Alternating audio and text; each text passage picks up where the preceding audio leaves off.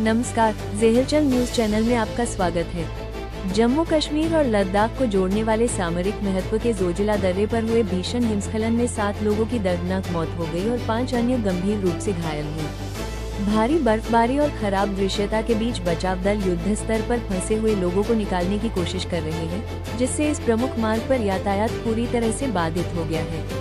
स्थानीय प्रशासन ने पहाड़ी इलाकों में और अधिक हिमस्खलन की चेतावनी जारी करते हुए पर्यटकों और यात्रियों को सुरक्षित स्थानों पर रहने की अपील की है। ये घटना हिमालयी क्षेत्रों में बदलते मौसम और बुनियादी ढांचे की सुरक्षा के लिए एक बड़ी चुनौती बनकर उभरी है। ईरानी हैकरों ने पूर्व अमेरिकी अधिकारी काश पटेल के निजी ईमेल लीक कर अंतर्राष्ट्रीय राजनीति में खलबली मचा दी है, जिसे अमेरिकी सुरक्षा एजेंसियां एक बड़े साइबर हमले का हिस्सा मान रही हैं। इस लीक का मुख्य उद्देश्य अमेरिकी चुनाव प्रक्रियाओं और महत्वपूर्ण राष्ट्रीय सुरक्षा नियुक्तियों को प्रभावित करना और भ्रम फैलाना बताया जा रहा है। इस घटना ने अमेरिका और ईरान के बीच चल रहे डिजिटल तनाव को चरम पर पहुंचा दिया है, जिससे वैश्विक डेटा सुरक्षा और कूटनीतिक गोपनीयता पर गंभीर सवाल खड़े हो गए हैं। सुरक्षा विशेषज्ञों का मानना है कि यह घटना अंतर्राष्ट्रीय मंच पर साइबर जासूसी की बढ़ती विभीषिका का एक और बड़ा उदाहरण है।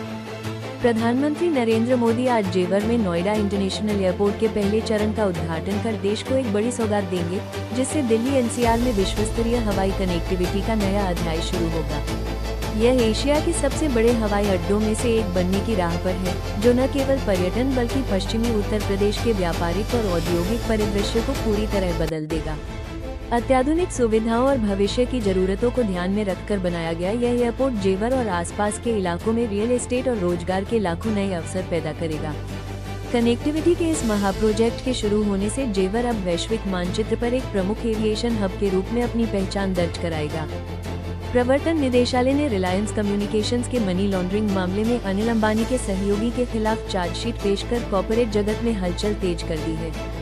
जांच में बैंक ऋणों के अवैध डायवर्जन और संदिग्ध शेल कंपनियों के जरिए करोड़ों रुपए की हेराफेरी के गंभीर आरोप लगाए गए हैं, जिससे आरकॉम के वित्तीय प्रबंधन पर बड़े सवाल खड़े हो गए हैं। ईडी की इस कार्रवाई से आने वाले दिनों में कई बड़े नामों पर शिकंजा कसने की संभावना है, जो बैंकिंग धोखाधड़ी और विदेशी निवेश नियमों के उल्लंघन से जुड़े हैं। इस हाई प्रोफाइल मामले ने भारतीय कॉर्पोरेट गवर्नेंस और निवेशकों के भरोसे को लेकर एक नई बहस छेड़ दी है।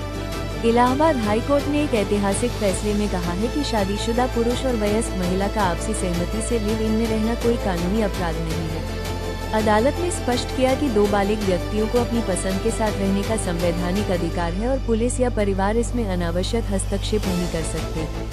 हालांकि कोर्ट ने ये भी जोड़ा कि ऐसे संबंधों को विवाह की कानूनी मान्यता नहीं मिलेगी, लेकिन इन्हें आपराधिक कृत्य भी नहीं माना जाएगा।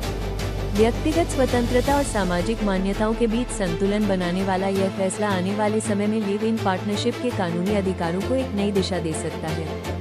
पूरी खबर पढ़ें ज़ेहलचल पर लाइक, शेयर और फॉलो करें। जय हिंद।